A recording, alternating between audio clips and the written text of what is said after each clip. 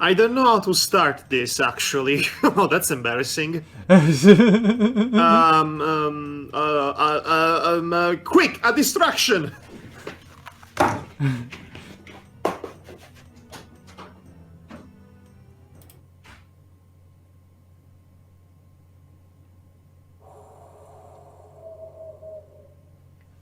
Well, that distraction just happened.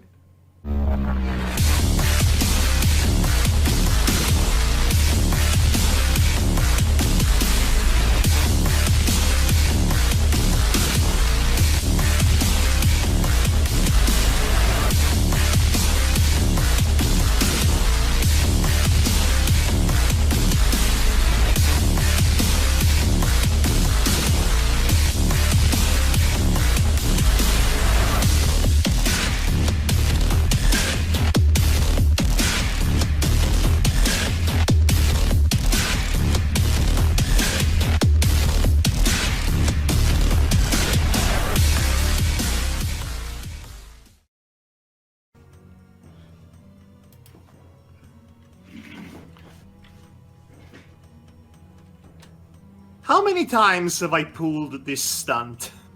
Probably a fair few times over the years. Okay, never again. I promise. Never again. And speaking of never again... You cannot see my crossed fingers, right? No, I cannot.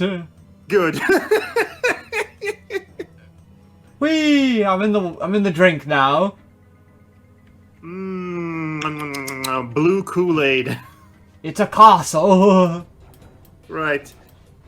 I Right. need to clean up my glasses now. Thanks for that stunt. Oh boy. You and your little stunts. Yes, my many little Marco stunts. I have so many Marco stunts in my Whoa, pockets. whoa. I don't want anything to do with that. Hello there.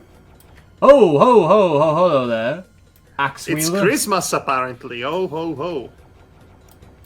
I thought you were dead. Apparently you were not. Right. Okay, Say. so we're here now. So what Killing are a we lot going of to... Gary the Agilers, Yes. as you can see. What shall we be talking about today? Oh boy, do I have a new tale of woe for you. A Oh, tale no. of woe and editing. Yes, it's back!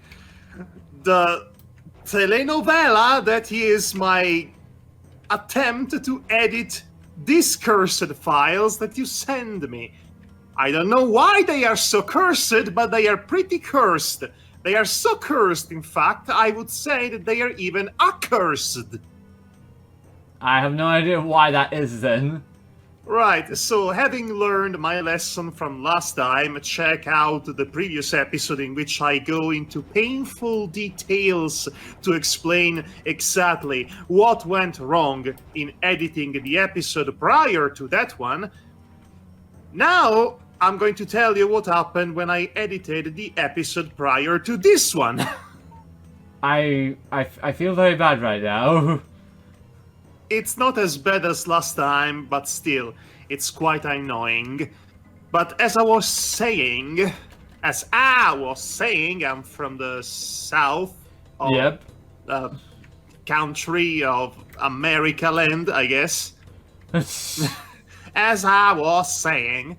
So, having learned the lesson from last time, as in not to overdo it, I did not even bother to open this file on my regular editing program, choosing instead of doing as much or as little as possible on Mundi's Video Maker.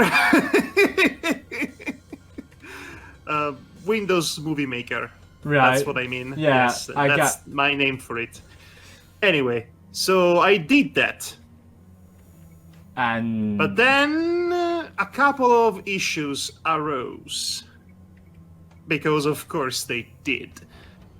Towards the end of that file, which was about 2 hours and a half worth of material, more or less, a weird glitch started showing up.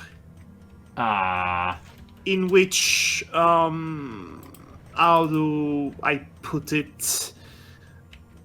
The program would stutter when playing the file. So whenever we are talking, just as we are right now, there will be a split of a second moment in which I would go like this during a sentence. Oh dear, that's very concerning then.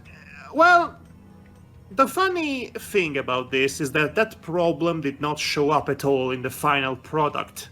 It must have been a weirdness with Mundis Video Maker. Well, okay, that's good then. Okay, I'll tell you what's not good then, my man, my bro, my dude bro, Yes. my bro force. Yes. For some inexplicable reason, Mundis refused to render the file in HD. Whenever I would try to do that, it would just crash at the very last split second of rendering, at the 99.9% of the process, which is, as you might have guessed, say it with me, kids, very annoying. Very annoying indeed. Incredibly. So that is why the video that I posted on YouTube eventually was of standard quality instead of HD. Which, you know, it's not a big loss, but still, I would prefer to have my videos in high definition if I can help it. Well, don't we all want those high defs? Yes, those high death tolls. The high def rates of Gary the Agiles. The Megadeth, if you will. And that's about it. Those are the only problems that I faced, but it took me a lot more to do this video than I would have liked it. A solid day of work, which is better than a whole week, that's for certain. That goes without saying, but still, it can always be better, and I wish for a day, a time, I long for a period in which such issues will not come up. Yeah, I know the feeling with the technical issues. Die, Gary! Gary, you have brought shame on this family! Yes.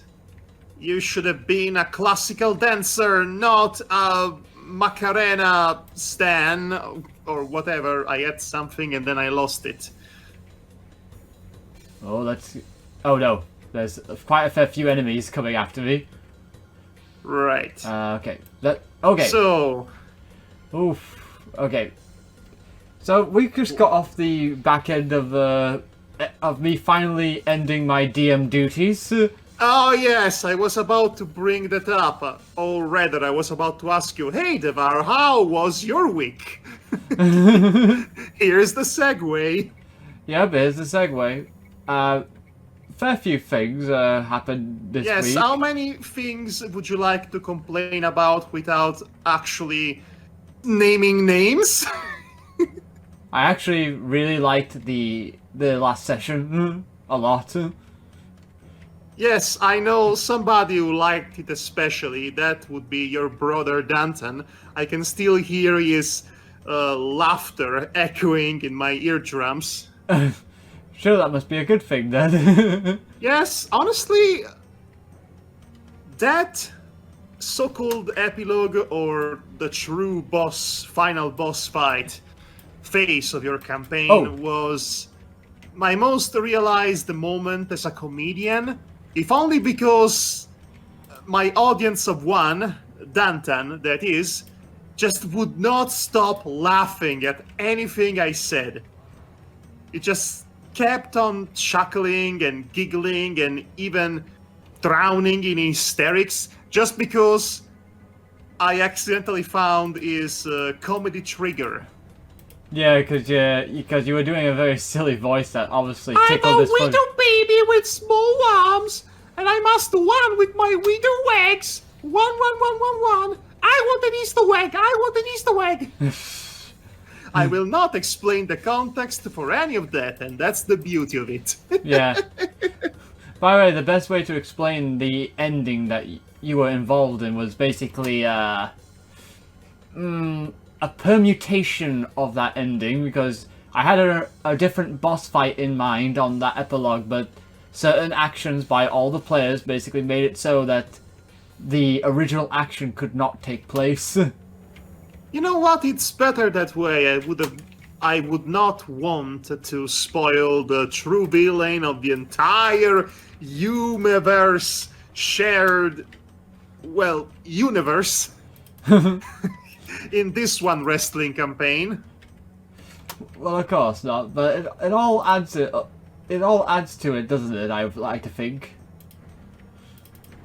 Right. So, can we talk about certain elements of it that will not constitute any major spoilers for those who maybe would like, for some inexplicable reason, to go back and listen to it? I'm trying to think, really, because the reason I liked it a lot was because, I gave so much options for creativity as much as the players could have, and eliminated the math as much as possible, while also showing off some, an interesting challenge that I don't think the players were quite expecting. Well, you gave us a 2-round final boss fight. I don't think that's the definition of unexpected. Well, I said the challenge was unexpected because the fact that of the person's ability and what was going on with it. Yes.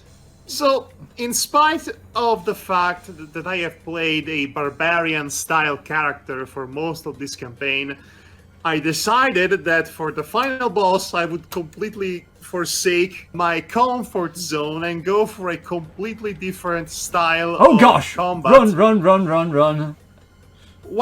One to bow! One! Okay. And I'm not sure if that was a good idea in retrospect, because my intent was, ironically, to end the fight in the fastest way possible. But I don't think... I think of all the players, I am the one who did the least damage in the end. You did stuff in the fact that... Basically, I'm going to spoil this one thing. I tried to have the main baddie sucked into a black hole, which is less of a black hole and more of a literal embodiment of pure nothingness and oblivion, which, from a practical standpoint, basically works like a black hole. Yeah. But the symbolism. Yes, the symbolism. And the symbolism! And, yes, and, and functionally speaking, that was to try. He was trying to basically find a way to end the fight sooner than I was hoping. Than he wanted. Yes. So. I also somehow ended up turned into an action figure version of myself, and also ended up inside the final boss.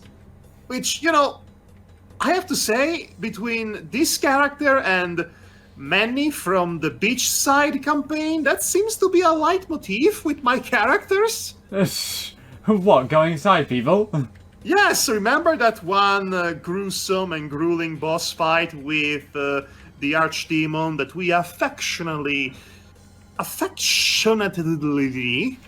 Yes. Yeah, good old Fluffy Bottoms. Yes, that we named the Fluffy Bottoms. That's what I was trying to convey. Yes, we named him Fluffy Bottoms. I was inside Fluffy Bottoms for the final moments of the match.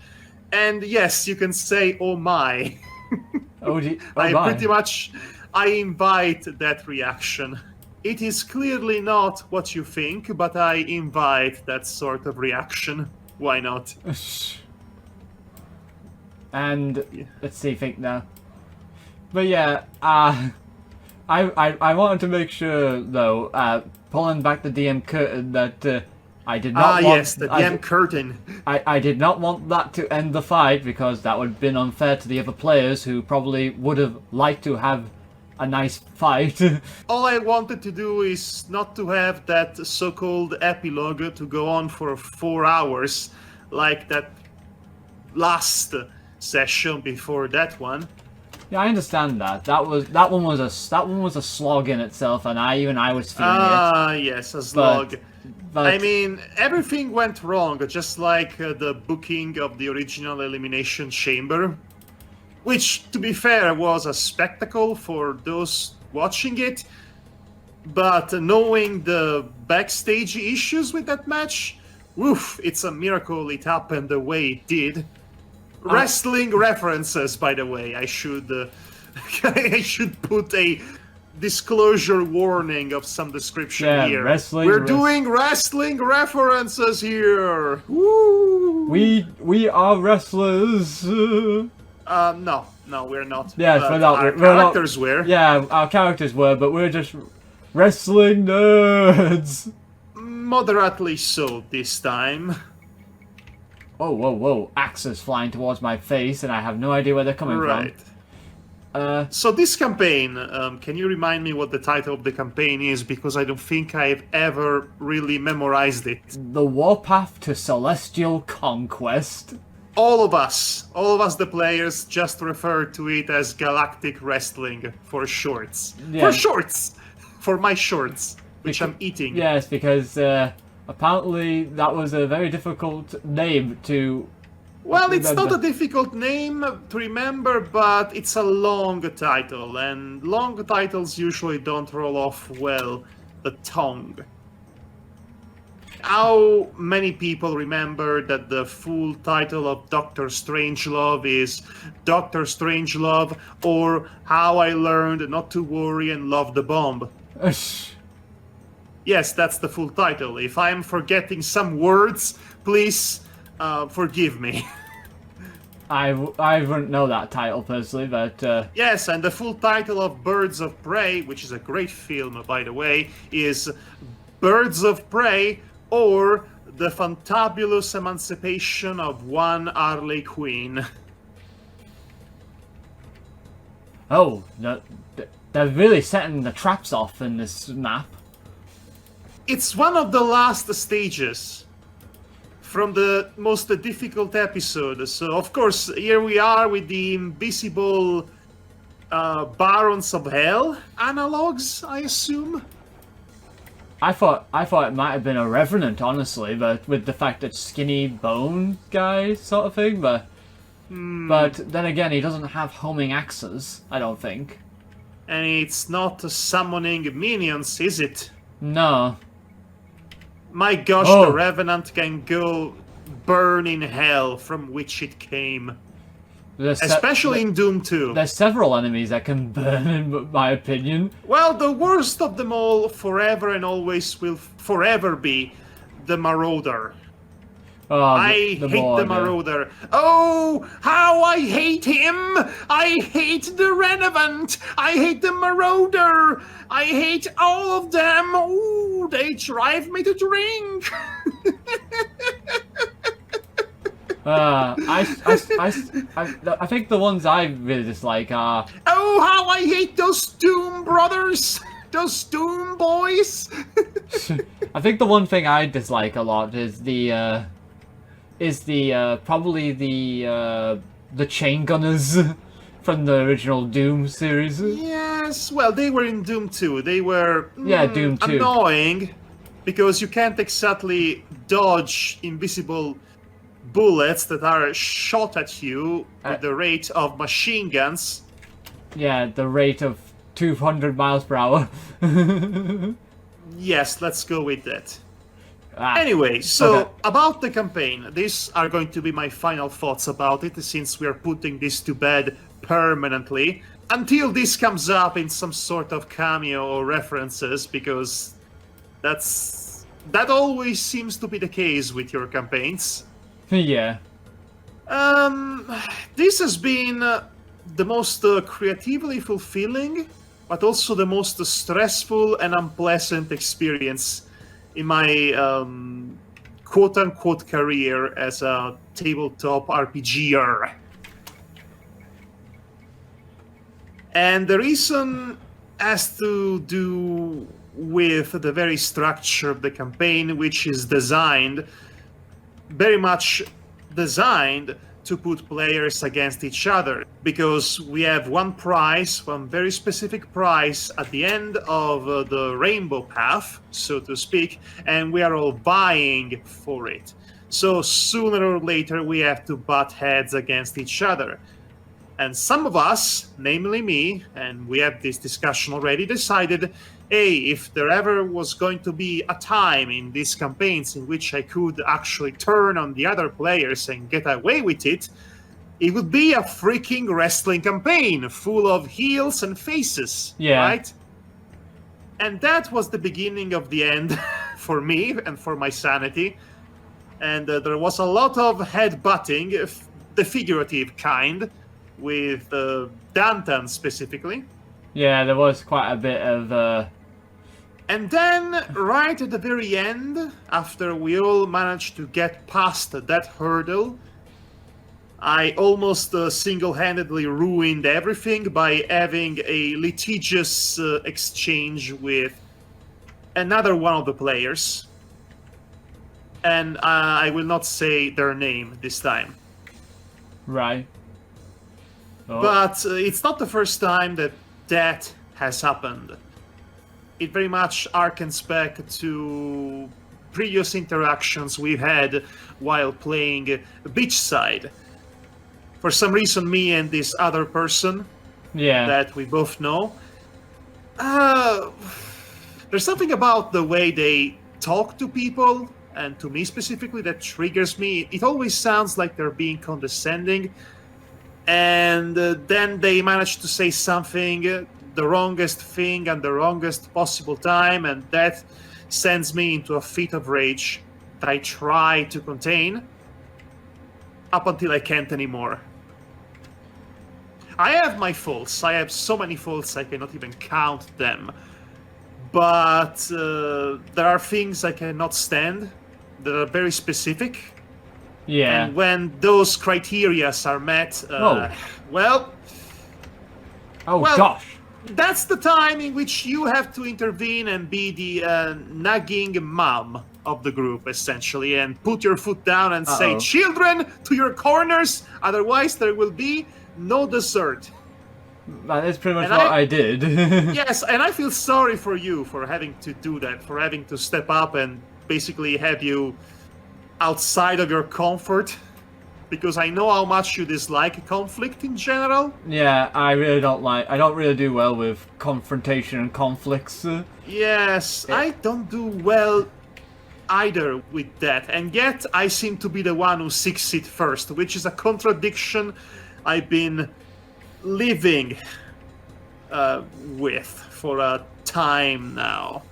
Yes. Yes, let's leave it at that. Yeah. That is pretty much what it is. But I wouldn't worry so much about that. He's like that with me as well, that player. Yeah, well, the good thing about being an adult is that adults have the power to talk things out and solve problems with words. Yeah, with words. And that's what we did once all was said and done and the campaign and the stream was over. We talked things out and clarified a few things. I came to the realization that I cannot deal with long-term D&D or tabletop in general campaigns of that length. I just cannot do that. So if it's a one-shot or a very, very short one, I can get on board, but otherwise, I know now from experience that these things bring the worst out of me, and I cannot relieve these turbulent feelings another time. Right. I thought I heard something be right next to me.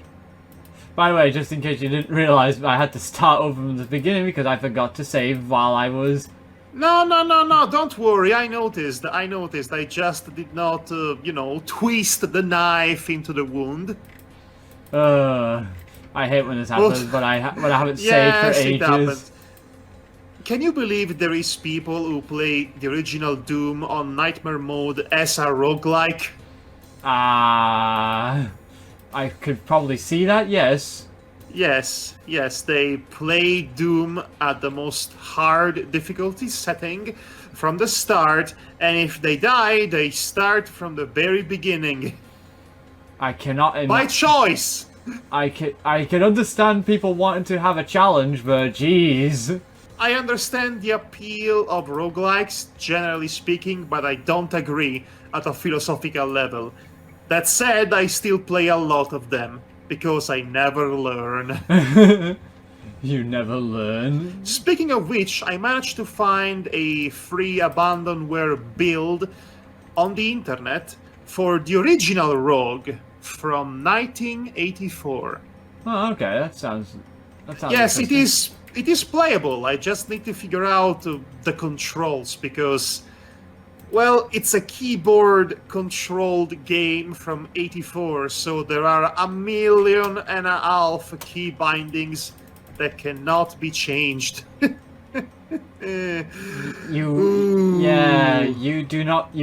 think you will not notice my gritting teeth when you said that. Yes, honestly, I could feel it in my bones. Yes, yikes and oof come to mind. I really dislike those sort of Yes, things. but regardless, it is playable, so that could be a future novelty episode of Mad Play, should we ever decide to go back to the origin of one of the most bewildering, infuriating, yet fascinating genres in video games, the roguelike. The one where you die, you start from the beginning. I guess that's why they call it a roguelike. Yes, because there was a game, literally a game named Rogue, and then there were games that were inspired by Rogue, and they became Rogue-like. Duh! When you put it like that, it's pretty obvious. I mean, there are Souls-like, because there was Dark Souls. And then I also coined my little gaming term, the darkest-like. The darkest. As you can imagine, it refers to The games Darkest that Dungeon. that are like Darkest Dungeon, which is such a unique hybrid between role-playing RPG in the Call of Cthulhu style with tycoon town aspects and also roguelike elements. It is such a unique blend of a game that it deserves to stand in its own league. So, of course, it was popular enough to spawn its own imitators. The first one that comes to mind is a game that's titled Mistover, available on the Switch, which I once described as Darkest Dungeon on Nightmare mode. Okay, It's one of the most frustrating and close to unplayable nightmares I've ever laid hands upon. I had to give up altogether because it was close to ungodly. Right. And I cannot even begin to explain to you the reason for that. Mostly because I have forgotten most of the reasons why, but my subconscious still has a very vivid image of me just pulling my air out of my head and rage quitting altogether. Yeah, I could definitely see that. I really wanted to like it for whatever reason. But this Darkest-like was not for me. Let's leave it at that. Right. Yes! Chainsaw Gauntlets! Yes! Speaking of video games I've been playing. Yeah? Trials of Mana. Ah, yes. Trials of Mana. The remake, to be specific. Oh, I'm sorry. I meant to say Trials of Mana, the remake. It is a great game and there is nothing wrong with it. Nothing at all. It is a fun game. It is a fun game. It is also a mana game, so the writing leaves a little bit to be desired in many aspects, but that's the charm of it. It's dumb beyond belief, but I'm having a good time with it, which is more than I can say about the other famous remake of a title in the Mana series, which would be Secret of Mana. Yeah, the first Mana game. Yes, the Secret of Mana remake is...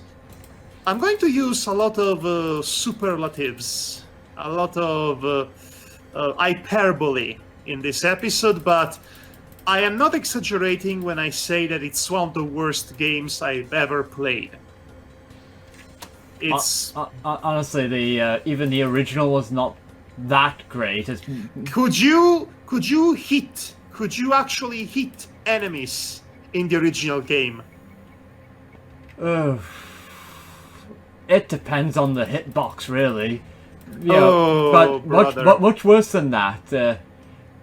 If you were not playing two-player mode, and because you have your characters all, if you have your characters all grouped together, you could end up, in a situation where the enemy can stun lock you to death. And I really hated that about the original Secret of Mana. Yeah, you played the original Secret of Mana, so why don't you revere me with Tales of the Secret of Mana?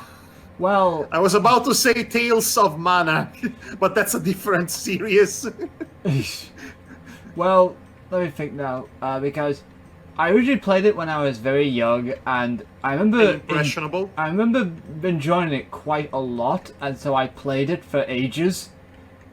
And strange enough, it's one of the few games that actually wouldn't play again because I played it too much.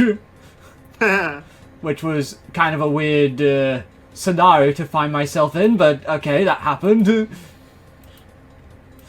Yes, I think I have those games as well. It's a bit... Usually it takes me a few years to get back to them, but I play Klonoa at least once every 3 years. That's not exactly a bad thing, though, is it? No, I'm pacing myself. That way I don't get burnt out on the whole experience. But, man, every time I go back to Klonoa 1 and 2, I am reminded why these are basically my favorite games. Yeah. Anyway, Secret of Mana, let's talk about how bad it is.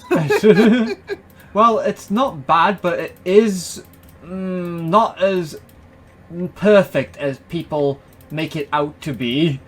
Very few games survive the scrutiny of nostalgia. Yeah, and I would say Chrono Trigger is one of those, inexplicably.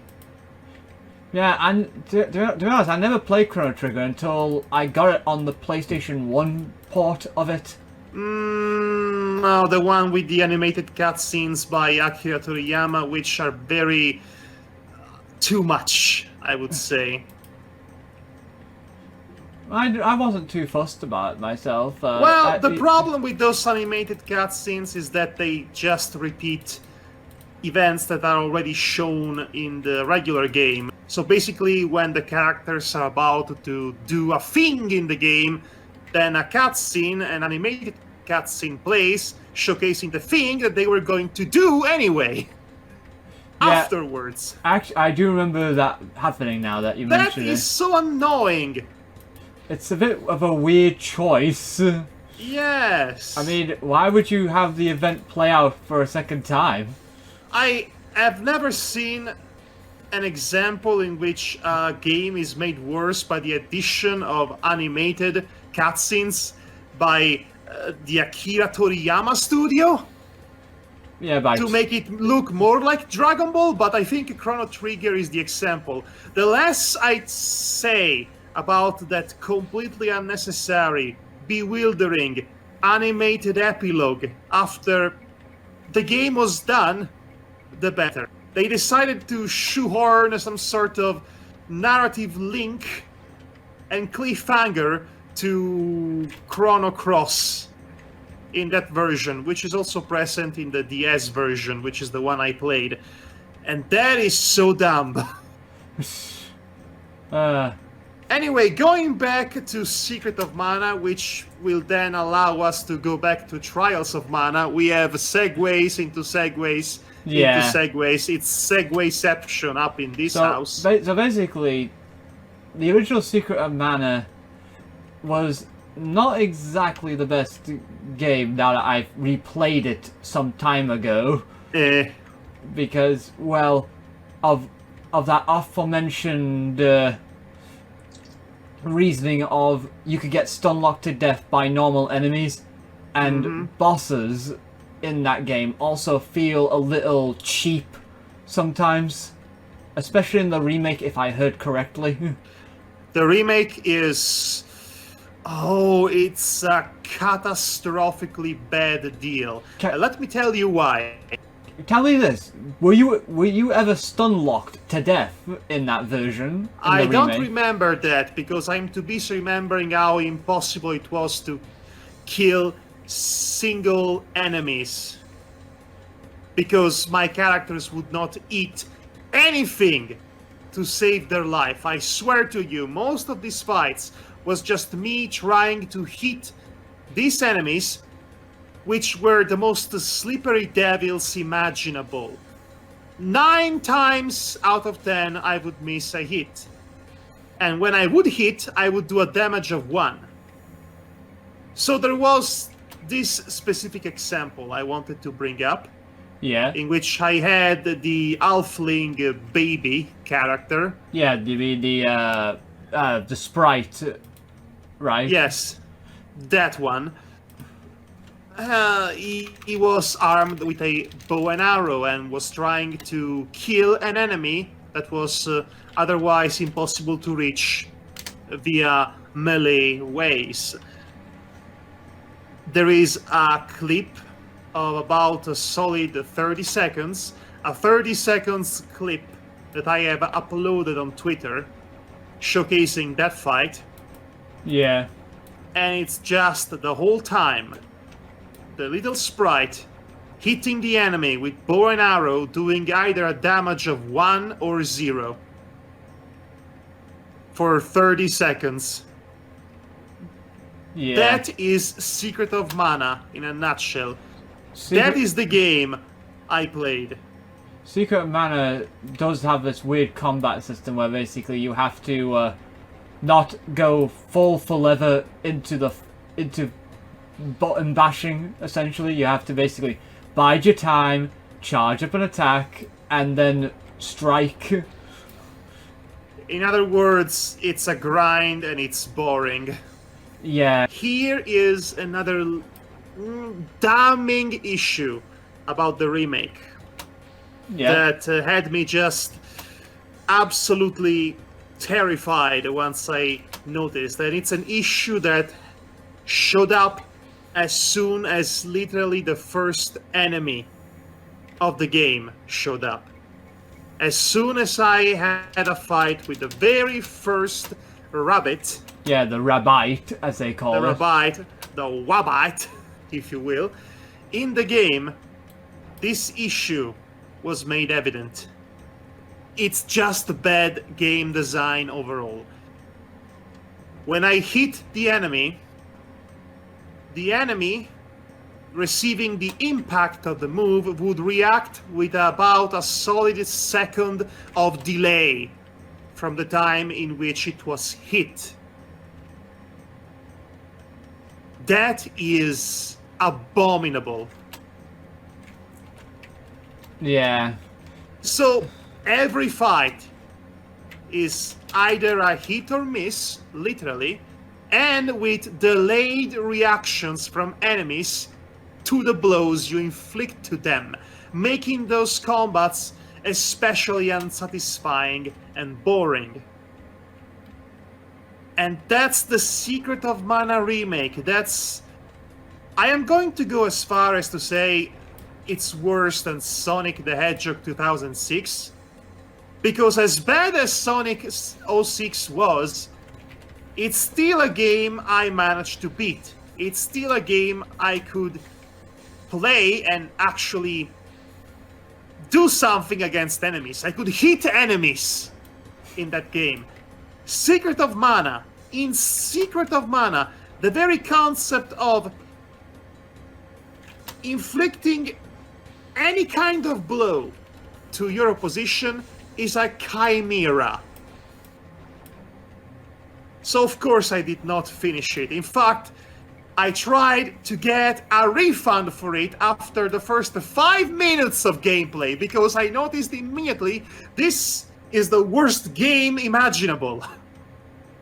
And I realized that again after 5 minutes, including cutscenes. Jeez. That is how abominable that game is. So it is such a relief that Trials of Mana is, well, first of all, playable. So that's an automatic improvement. But it's about an entire ocean worth of improvement compared to the last experiment. Yeah. Rather than being a one-to-one remake as No, they actually went with a full 3D remake with a new perspective and a really fun action-oriented gameplay in which you can hit enemies and also avoid being hit by enemies. Imagine that. Imagine that concept. Wow. Just wow. I cannot believe games can be good now. I know, right? Hey, you heard that games are good. I didn't know that. Nobody told me that games are good now. Oh, it's not perfect by any stretch of the imagination. It's very unpolished, very daft. It has a very idiotic story, but, you know, that's par for the course with the series. And there are some funny glitches here and there. Yeah. For example, there is this cutscene in which we are talking to a ghost, because of course we have the obligatory ghost ship level. Yeah. A lot of JRPGs love to suddenly flip the switch of their tone and have a horror-themed level out of the blue. Oh yeah, that's a lesser-known trope, but a lot of them tend to do that. Oh yeah, like Grandia, because they had a sudden ghost ship come in. Yes, yes. Also, Final Fantasy VII did that. Yeah. With the spooky mansion. Yeah. Oh, let's not forget the ghost grave. Well, I think every single Dragon Quest has at least a spooky haunted mansion, for that matter. Yes, it's a trope that nobody really talks about, but it's one of the most recurring that nobody talks about. Anyway, there was this ghost in this ghost ship.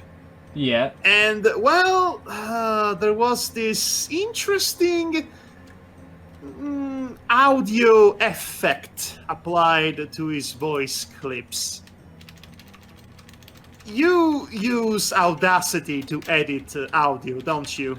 Yeah, I usually do.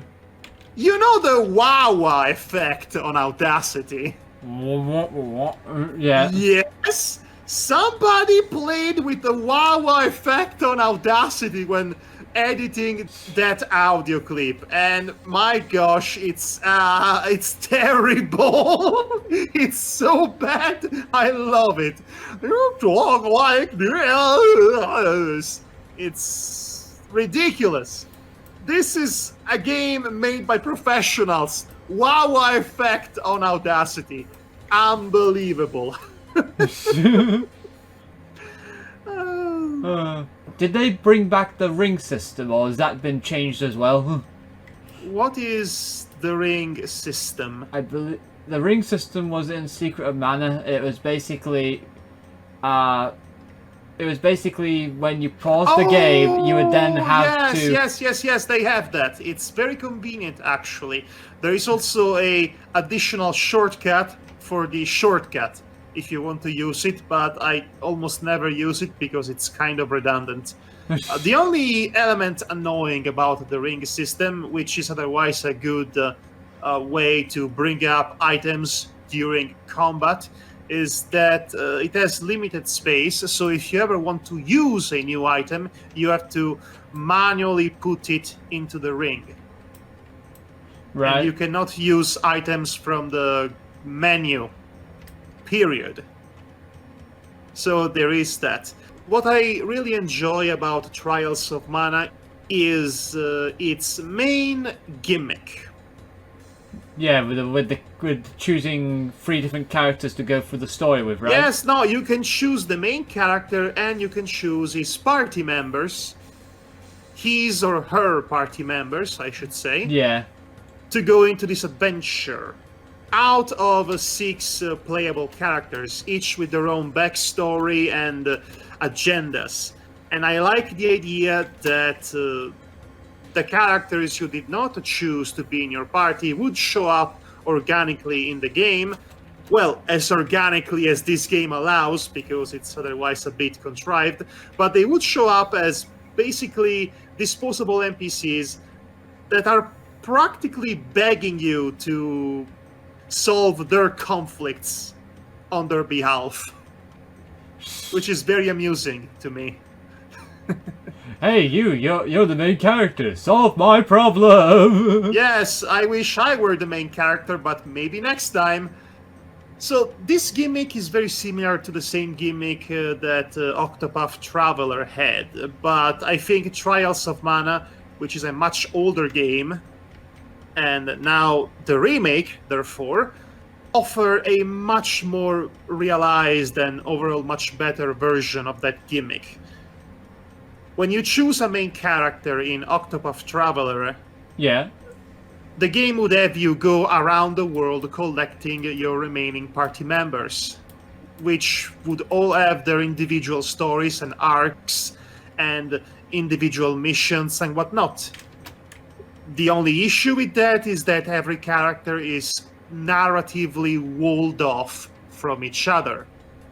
They would not have any interaction whatsoever in the story, in the game, in the cutscenes. They would be there as party members to fight with you, but they would be completely cut off from cutscenes that do not actually involve them narratively. So if you're following the story of one character, he will be, or she will be, the only ones who would show up in the cutscene, while all the party members that are there with you, it's as if they do not exist. That's what I mean by being narratively walled off. And that takes me out completely, because there is no interaction, no dynamic, no exchanges whatsoever between your main characters.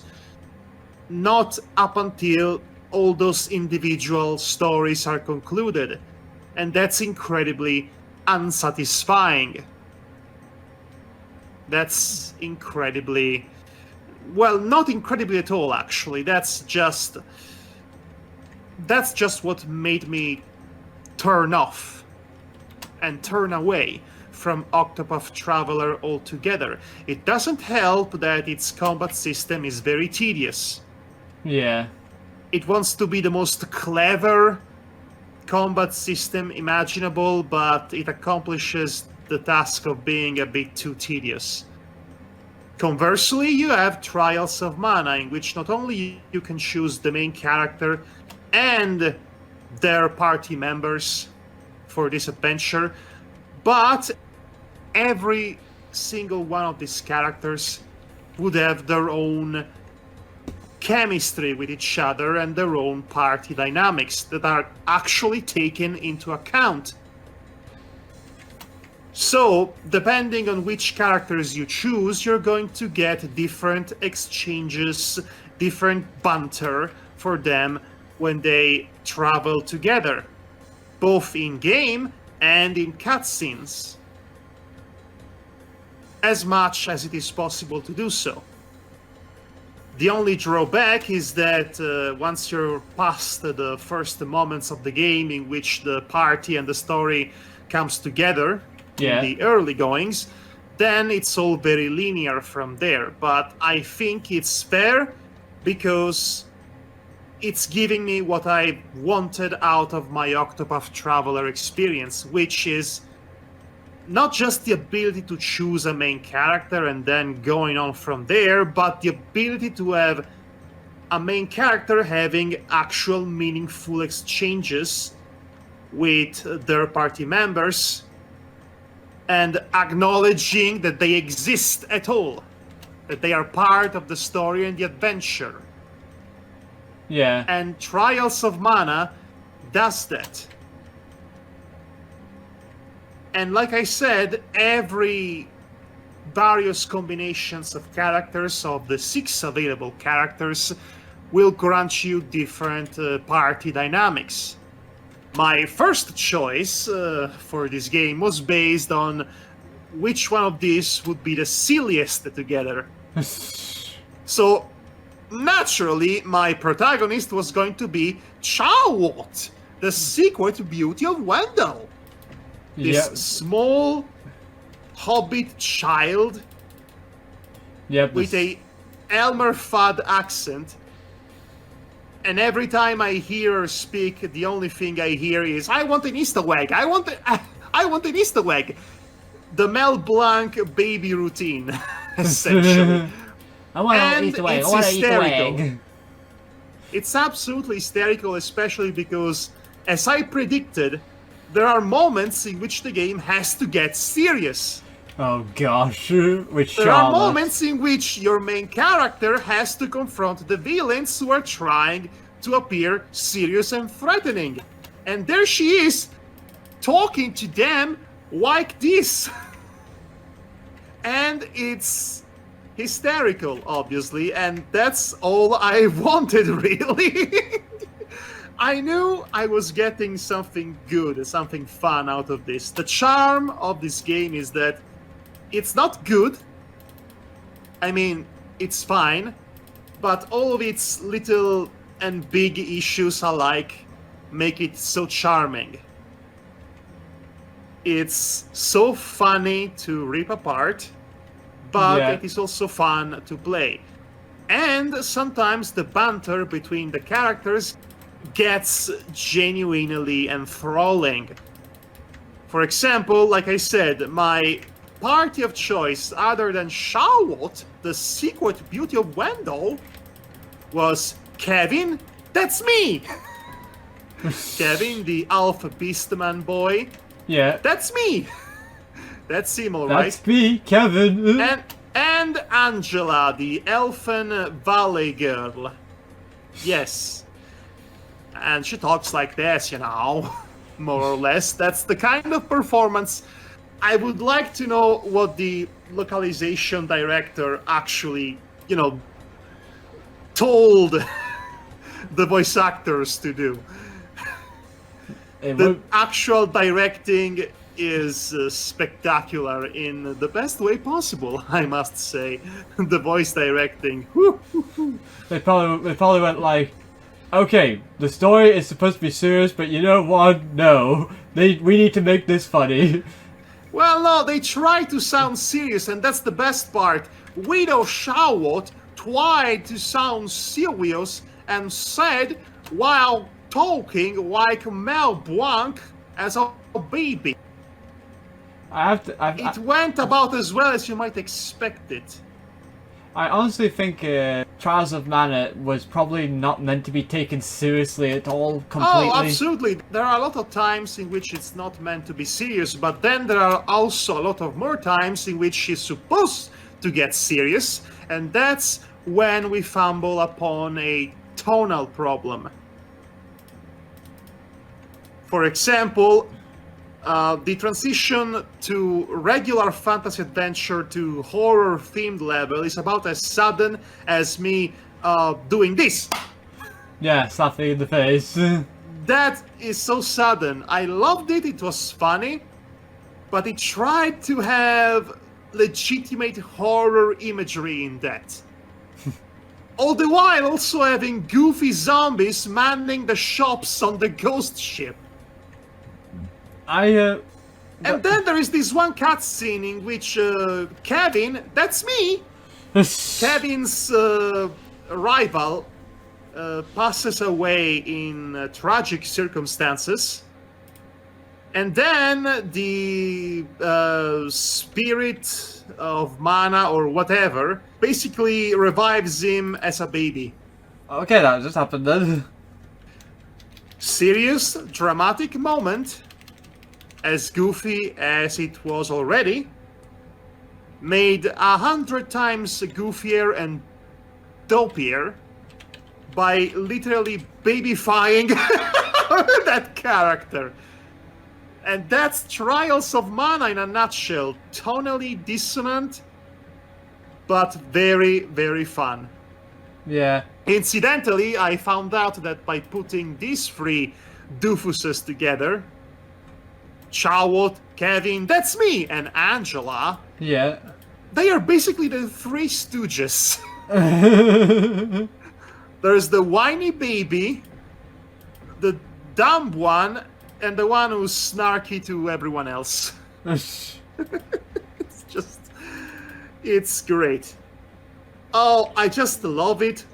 You know the moment in which that comes in every game in which the hero reclaims the Sword of Legend, Excalibur, or the Master Sword and all that. Yeah, the Sword of Mana in this case. Yes, the Sword of Mana. Let's have Shawot retrieve the Sword of Mana, and wildly proclaim it to the world. Yes, it's very funny when she gets the sword, which is double her size too. I'm the Queen of England. I am the Queen of the world. Oh, yes. Yes. Yeah. Trials of Mana. That's why I basically reckon the Secret of Mana and Trials of Mana always preferred a more light-hearted take on the genre, but it kind of has its own problems by being light-hearted, like going like, yeah, you know what would be fun? Let's have a ghost ship level, because that's fun. It is fun. It was fun. It's my favorite level, to be honest. I especially adore when Charlotte gets a hex, a disfiguring curse, and she gets turned into a ghost. So the other two have to work together to undo the curse. But then I found out they can just hot potato the curse to each other if you want to change party members. And it's really funny. It's really funny. I have never seen a game of hot potato with a curse in a video game before. So Trials of Mana provided something unique for my experience, and I really like it. You know, this is the second more or less high-profile remake that Square Enix has put out in the span of a month. Yeah. The other, of course, being Final Fantasy VII. Well, Final Fantasy VII Episode 1. Yeah. I really don't like the fact they titled it and not clarified it's not the whole game. Well, here's the problem with that. The bigger problem with that is that you've seen how its presentation is ridiculously polished, there is a huge graphical fidelity, and it took many years to make it. Yeah. Doing the rest of Final Fantasy VII in this style, with these resources, with this level of technology, is an undertaking that's doomed to fail. It's too much. Yeah. It's absolutely too much, and at any point in time you can just go back and play the original game, which is a whole game. Sure, it doesn't look like a game from 2020, a AAA game from 2020 would look, but it's a complete game. And at the end of the day, that's where my priorities lie. I will take a much less polished, much less spiffy-looking title, such as the Trials of Mana remake, that offers a full experience with a satisfying gameplay, over a game, alpha game, a third or a fourth of a game that looks real good. And you know what? I tried the demo of Final Fantasy VII, and the combat system did not really do it for me. It did not click. It's this weird hybrid between turn-based and action that doesn't really work. And the companions controlled by the AI are not very good. Conversely, the combat system in Trials of Mana is very much action-oriented, and the companions controlled by the AI work really, really fine. For all the nitpicks and pedantry and all the unpolished elements that this game showcases, the AI of your companions is the most refined element of it all. Yeah. Which is great, because if they were dumb as rocks, it would have ruined the entire experience. But I actually did play that Fantasy VII demo myself as well, the remake. What did you think? I personally liked it because, you know, I was, you know, but I still need to get used to the combat if I was to ever play the full version of the game. But it's just that I do get what they were trying to go for. They were trying to go for, you know, update it to be more modern to their tastes, and but also put in a bit of strategy in there, which does its job as far as battles go. I honestly wish they would have gone for one direction or the other instead of trying to combine the two. There was nothing wrong with it being turn-based, honestly. No, I wouldn't have thought that. I wouldn't have a problem with it being turn-based either. No. But if you're going to go for a more modern approach, then go full-on Platinum Games on it. Make it a spiffy, action-oriented combat system. Not this weird hybrid between this and that other thing. That's don't really complement each other. It feels awkward and jarring to me to switch from one thing to one mode. To only have the game basically. Well, basically what you're saying is to have the, you know, the pace of the game be like fast paced and, you know, go like, you know, action orientated, only to decide, okay, what move am I going to use next? And you like go into a slow motion, and then you have to change the rhythm and the pace that you're going at. Yes, there are plenty of times while playing Trials of Mana in which I have to stop and open the item ring, but that takes a couple of seconds, honestly, and most of the moves I can do them while still playing. That's not a problem. It does not ruin the pace. When I tried the same thing in the Final Fantasy VII Remake Episode 1 demo, it felt like everything was scrolling to a halt. It didn't feel like a natural transition between one mode and the next. And it didn't help that the companion have a very dumb AI. Yeah. I have to constantly switch between them to make sure they're not messing it up. And that really gets annoying, especially with the kind of frenetic pace that the game wants you to have. Well, until you have to stop the game to do the other half of the combat. Yeah. I feel that if you take the combat system from Trials of Mana as it is, with everything that works for it, and you just transfer it to Final Fantasy VII as it is. Yeah. Don't try to make it unique or special, quote unquote. Then it would be a game that I would like to play. Yeah. That is, if that wasn't just the first third of a longer game of which I already know the story. Yeah. I don't know the story they try to change yet in this. It's basically... So since the first part of the original game, the part in Midgard, is relatively short compared to everything else, they tried to expand on everything they could. Yeah, I Which knew means that. I knew that the aspect. game is at least. apparently filled to the brim with padding.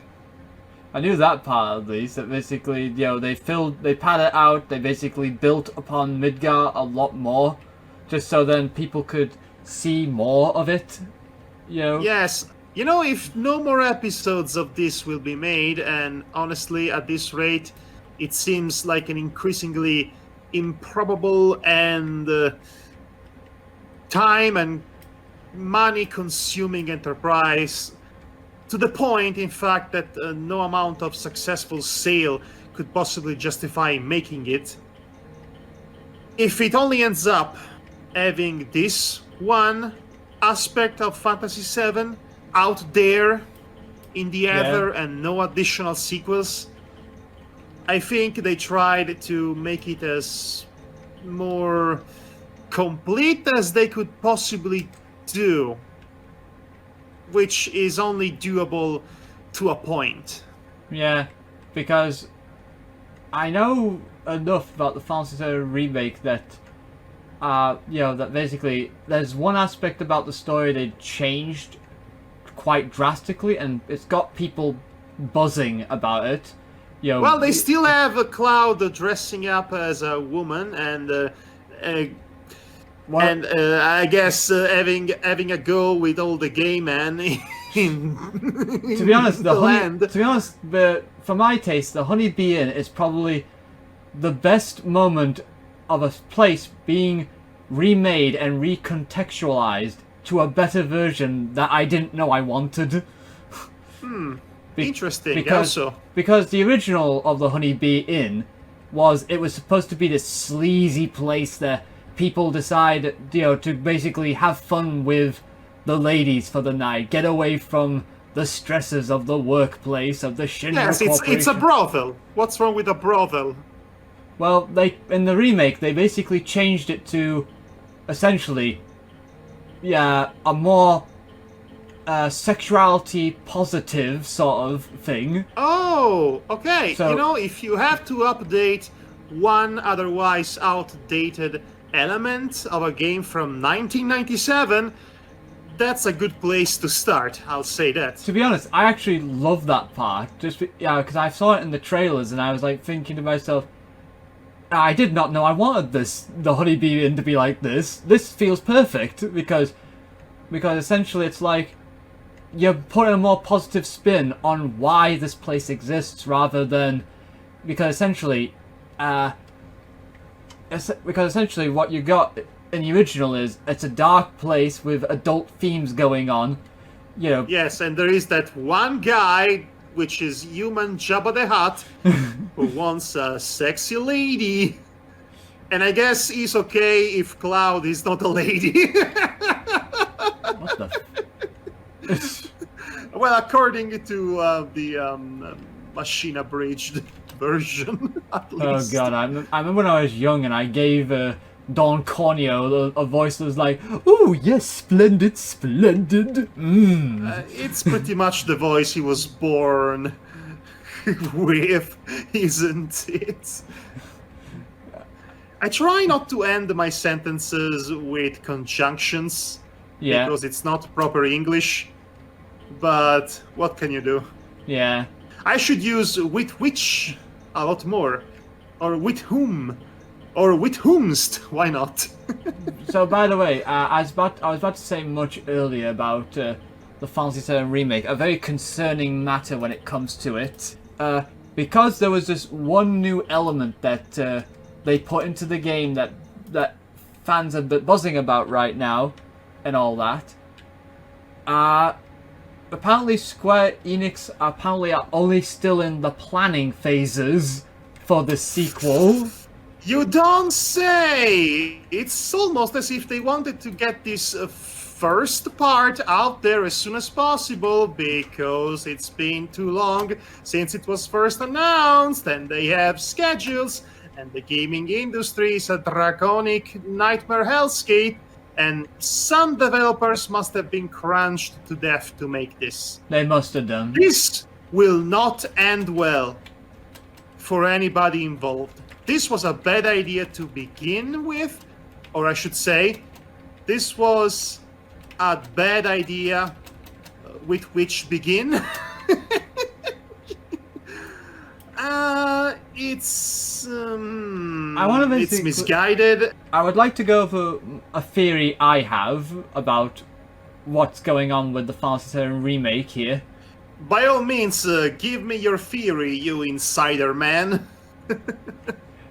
I think whatever this new element was that they were working with, they decided to put it out there and basically gauge the reaction of the fans just because they wanted to see if, people were if it's interested. viable. And if it wasn't, then they would plan around that, and this and the whole fact that the sequel is still in the planning phase tells me that much. Yes, I think it's pretty obvious for the reasons we established. This project was a bad idea in the first place. Yeah, but it's just that, honestly, I don't think the Fantasy VII Remake should have had this level of... polish? Well, the level of... what's the word I'm looking for? Graphical fidelity? It's less that and more... people would have been happy if this game looked like Trials of Mana Remake. That would have been enough. I think people would have been happy if it just was the same game but with new coat of paint, but no, apparently they were all like, but we still have to surprise the old fans too. This is Square Enix pulling a Square Enix. Remember Final Fantasy Spirits Within? Oh gosh, don't remind me. That was a Square pulling a Square before becoming Square Enix, that is. That was Square just overblowing it and overdoing it in terms of budget and ambition, and that turned out not to pay off in the slightest. Now, this Final Fantasy VII Remake Episode 1, it's a surefire monetary success. That much is obvious. But producing, making, and developing and putting out all the remaining bits and pieces of that game with this same exact quality and this same exact level of coding and work, it's just not doable, man. Okay, Madhog, place your bets. How many console generations do you think it's gonna take for Fantasy VII Remake to be completed? Actually, I would like to bet against its completion entirely. You mean you basically want to bet that it's never ever gonna get finished at this rate? Not at this level, not at the level showcased by this first episode. Every successive episode will either be of much lower quality to be more cost effective, or it will never be finished. It simply cannot continue like this. Yeah, It's ridiculous that this was made the way it did to appease the fans, because the fans thought that they wanted their childhood game at the highest graphical fidelity, but most of the times the fans don't know what they want. The fans would have been happy if this game looked marginally better than the original, but it was the complete experience. That would have been much better for everyone. That would have been a great way for a new generation to enjoy the entire story instead of this telltale episodic formula that is going to take much longer to put out because it's a lot more costly. Well, a lot more everything, really. Yeah, everything. Oh gosh, everything. The prospects are not good. If they cannot make a Kingdom Hearts 3 in less than 10 years, what chances do they have for Final Fantasy VII Episode 2.5.3? Oh, I'm just looking at the pattern and trends of Square Enix as a company right now, off the top of my mind. Yeah. And again, the Final Fantasy Spirits Within example comes to mind, which was an immediate failure. This could potentially be a more long-term failure. One that does not look like a failure immediately, because the fact that it sold really well and it sells really well, but with the amount of money they will have to splurge to make all of these episodes of this one remake, again, at this level, the only way they could make their money back and make more money was for this game, for each and every one of these games, to sell millions and millions and millions of copies all the time without failure. Because if they make even less than what is the projected result, they would be considered a failure and not worth pursuing.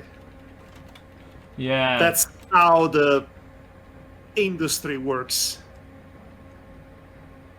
Yeah, would be really sad if it ended up that way, because honestly, but hey, you can still play the original game. It's still relatively good. I mean, it's Final Fantasy, so the plot is what it is, and the plot of Final Fantasy VII wasn't all that good in the first place. But, you know, it's a complete game, and it has its good moments. Yeah, that one will always be available for you to play. Yeah, it will be. I know I asked this of you off screen, but essentially, the reason why you would go about making a remake of a game is because the game either didn't age well in some form, or it's because, you know, you want to basically do something better for it. But I would say that if you want to do a remake of something, be sure that the first game, A, wasn't good, and B, it had the potential to be good. Yeah. So a remake should be a realization of a unfulfilled potential, an improvement upon what was there in the first place. Oftentimes remakes are not that at all. Remakes exist because a franchise has some sort of pop cultural clout and nostalgia, and they want to capitalize on that nostalgia by releasing a new version of that could captivate potentially also new generations, not just the old ones.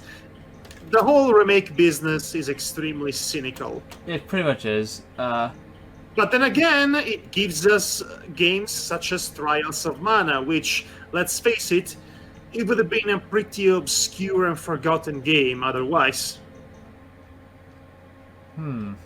Right? Yes, it would have been. But honestly, the question I was going to ask really is, you know, was there really any point in remaking Fantasy VII at all?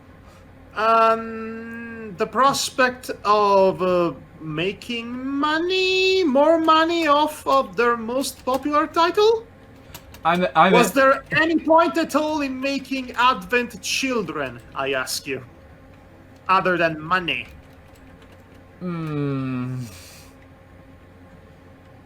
Probably not, no.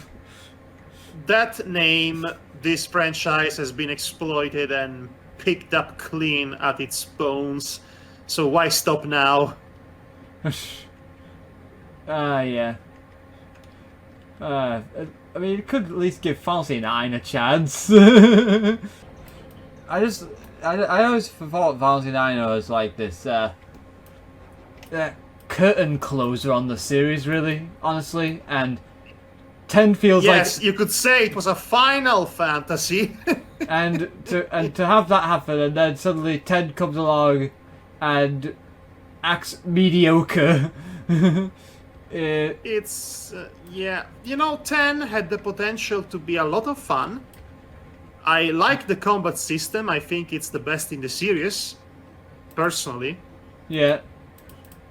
I don't care at all about how you're supposed to level up in that game, though. Really do not care about that. It's also very exhausting. Extremely, from what I can remember. Oh, yes. But like I said, Fantasy X to me was kind of like this a more mediocre story being told here, and the story is fine by the standards of the series, I find. It's just nothing to really write home about. Anyway, I'm ready to move on from the Final Fantasy and Square Enix conversation altogether. Yeah. Honestly, I did not want to go into Final Fantasy, if I am being honest. Yeah, sorry. I just wanted to talk about the Trials of Mana. Well, it came up anyway because of remakes and all that. Yes, 2 remakes in the span of a month. Guess which one is getting buried? Get the golden shovel, I guess. Bugger.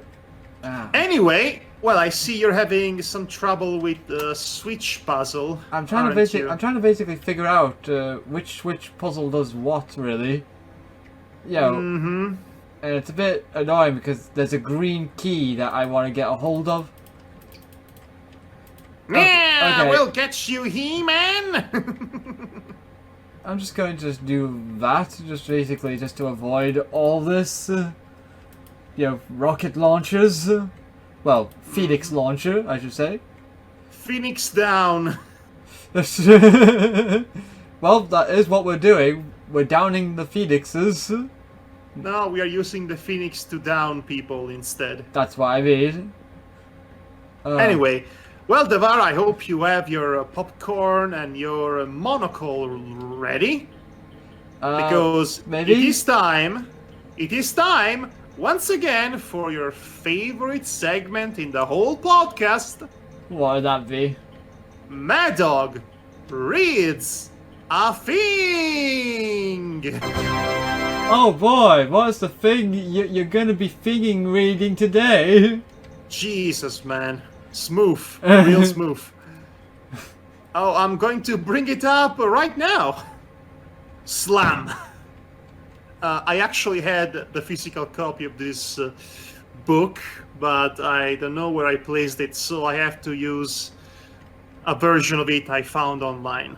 I am going to read you a short passage from Canto number 3 from La Divina Commedia by Dante Alighieri, the Inferno chapter. Which I thought was very appropriate to the fact that we are playing a game set in hell. Right, so, go on. Me. I have to prepare my voice for the ordeal. Okay.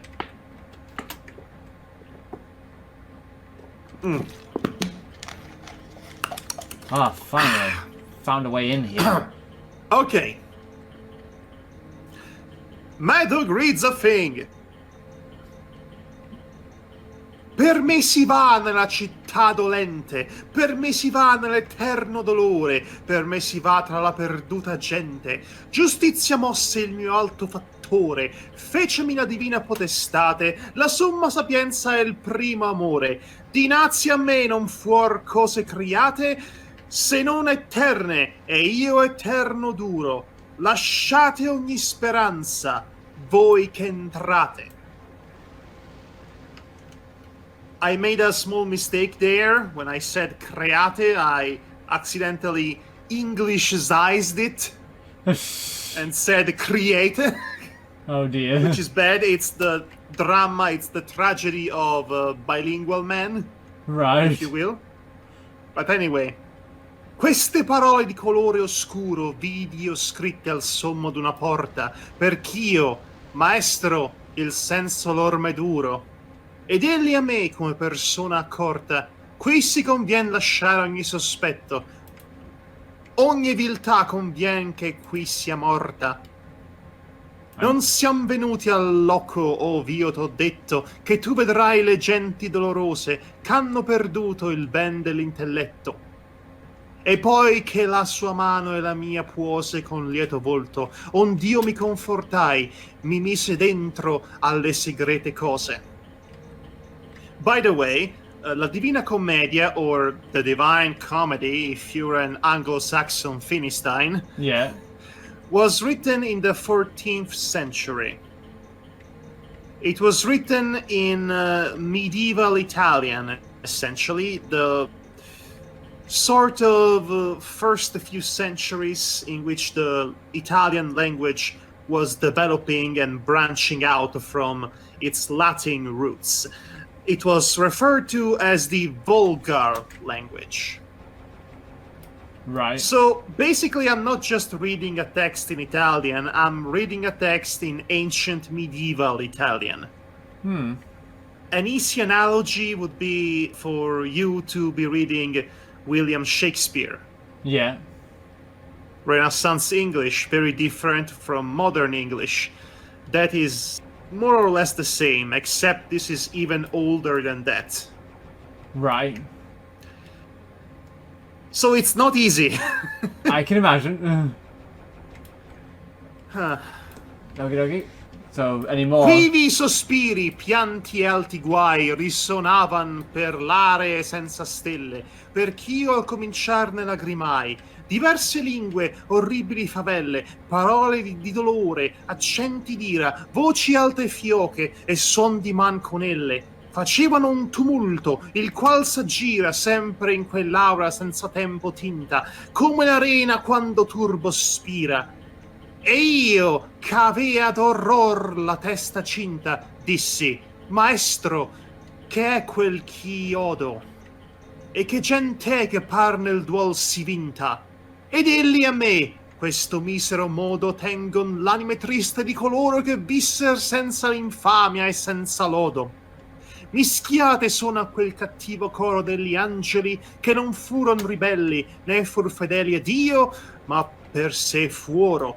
Caccianli i ciel per non esser men belli, né lo profondo inferno li riceve, ch'alcuna gloria i re avrebber delli. E io, maestro, che è tanto greve allor che lamentarli fa sì forte, rispose, dicerolti molto breve.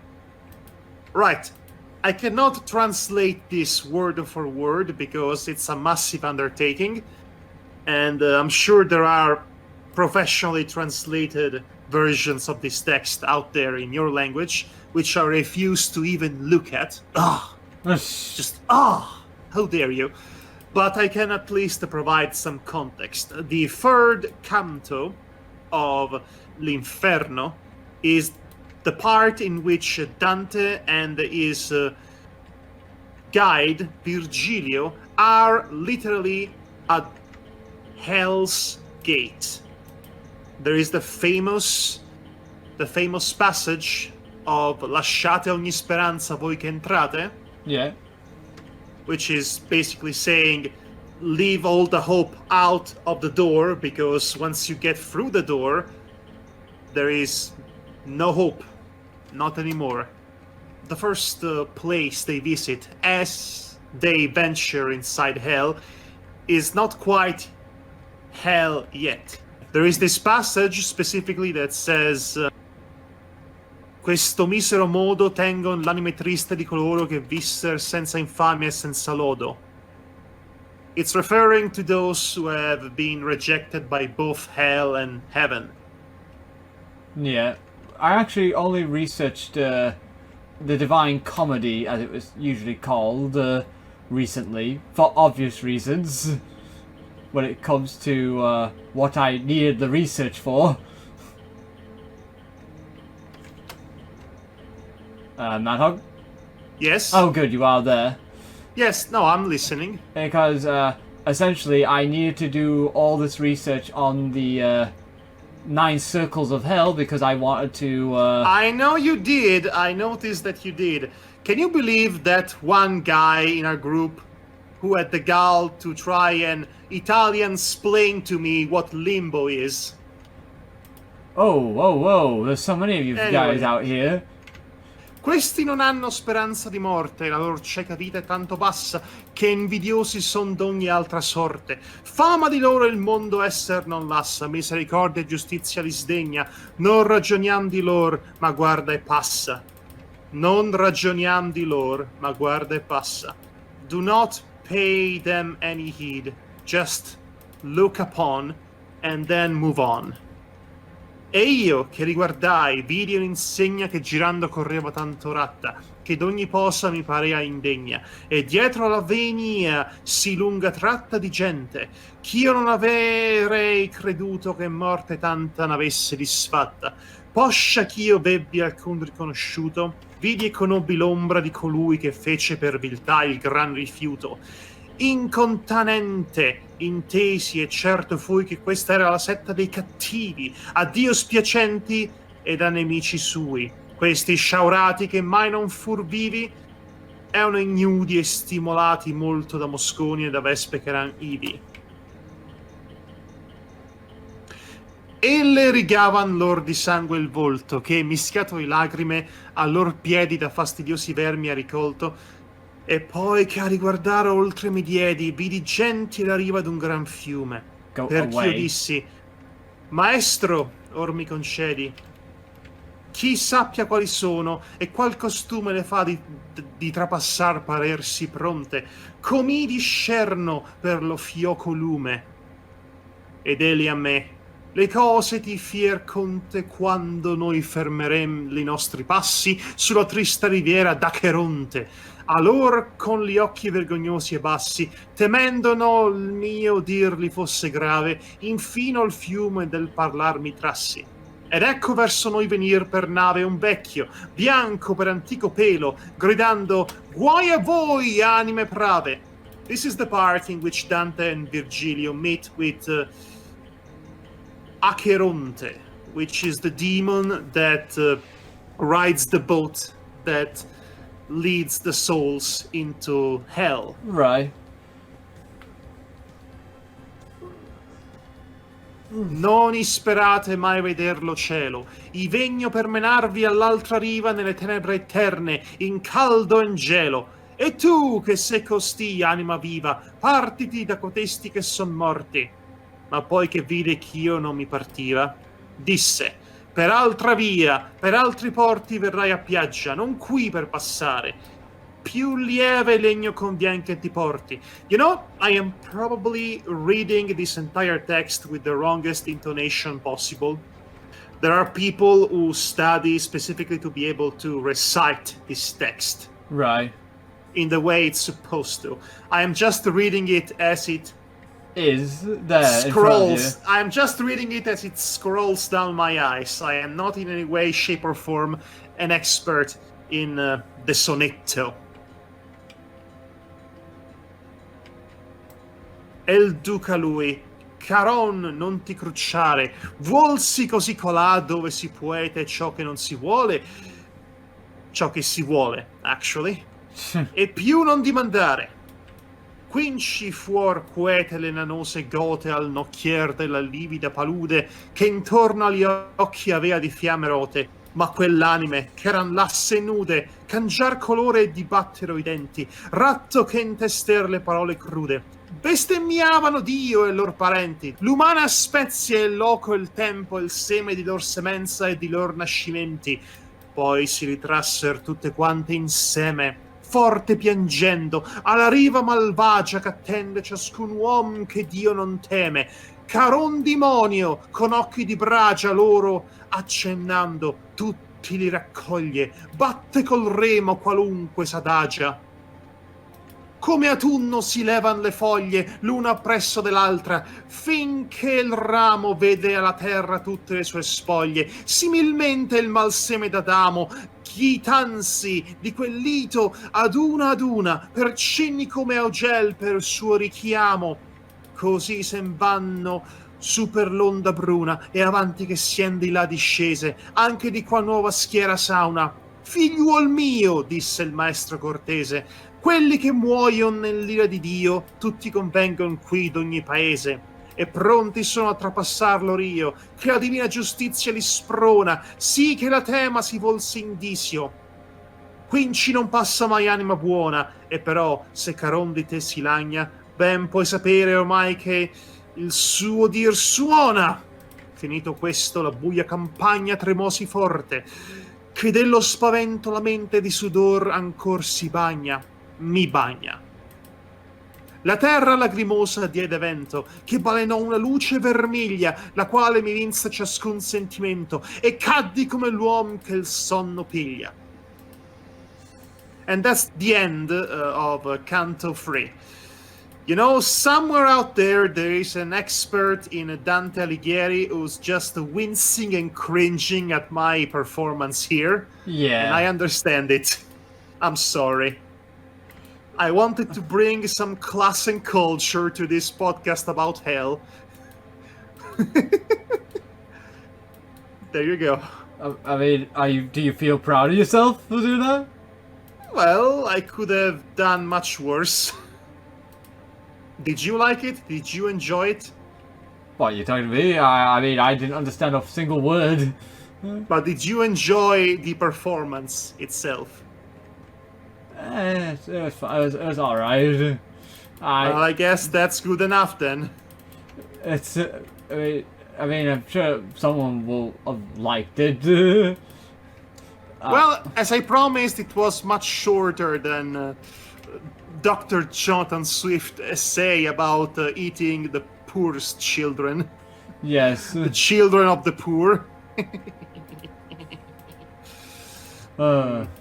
Me and my fiance have been watching a fair few movies this past week. A fair few old ones.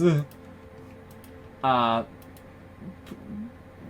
wouldn't actually. I think only one of them could be considered old. I think, but the other one is from the 90s, which was The Mask. Hold on, I am reading a bit of text here to further contextualize what I told you already about that canto of La Divina Commedia. I'm going to actually specify what that portion of hell really was about. It is the Unti Inferno, which, as the name suggests, it's right before the river Styx. It is right before where Acheronte brings you into the proper hell. This is the place where all the ignavi are put, which are people who never in their entire life choose a side between good and evil. They are filthy centrists, essentially. This is the ring of centrists, if you will. Medieval centrists, to be specific. Yeah. They are so despised that not even hell really wants them in hell. They just suck. They are the worst. So they are forever doomed and damned to be stung by giant bees. One of the people that Dante recognized in this group is former Pope Celestino V. So that's a whole can of worms in its own right. This is the zone in which the centrists, the filthy centrists, are placed. That's what I was trying to say. Yeah. I'm only saying centrists because I do not know how to translate ignavi into English. Actually, let me just solve that problem right now. Yeah.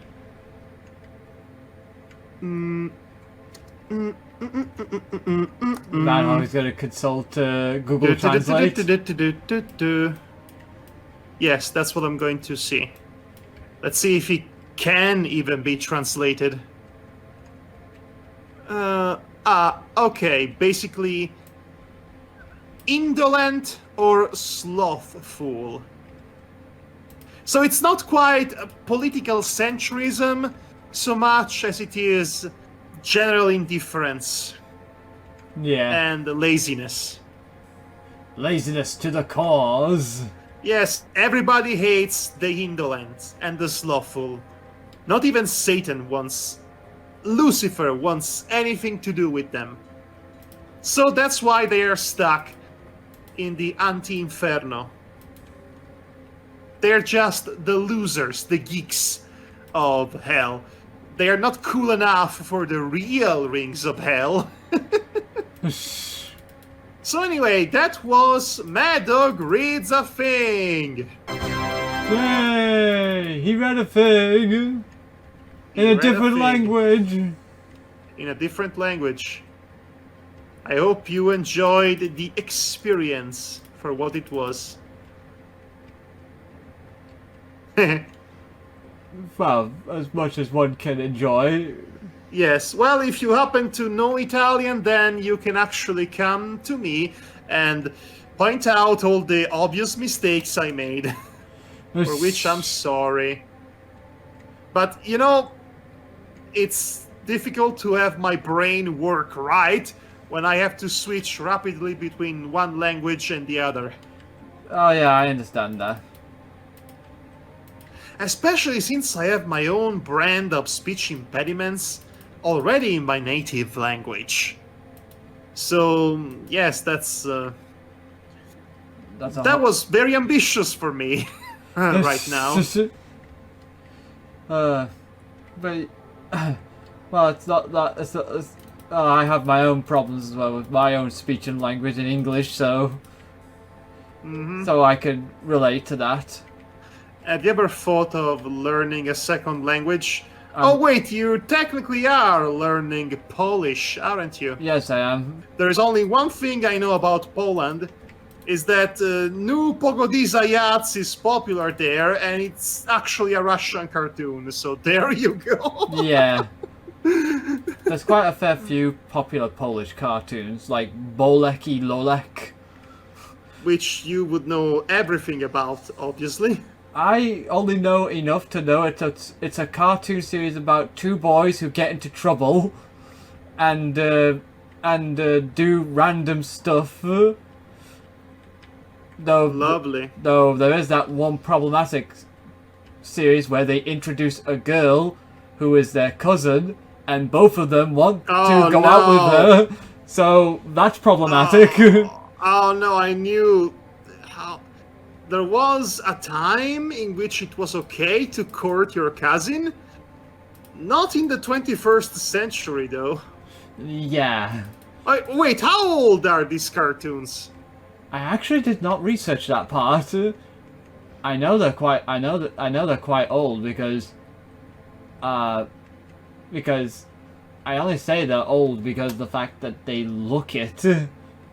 But that could just be that, you know, the animation studios in Poland is not exactly brimming with money. Usually you can easily tell if a cartoon is old or not, because I can assure you modern animation studios to save on animation would use Flash, for example, or a cheaper version of Adobe Premiere.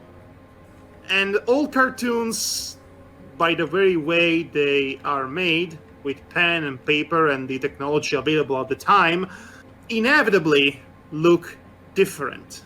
Yeah. Inevitably have a very much more recognizable of their time aesthetic. It's very easy to tell if a cartoon has been made, say, in Canada in the mid-2000s.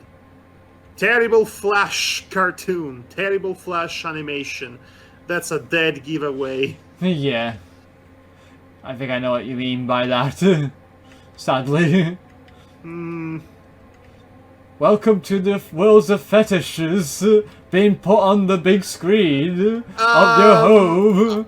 I know you're talking about Totally Spies. That one is French, actually. Oh, it's a French. I thought it was French-Canadian.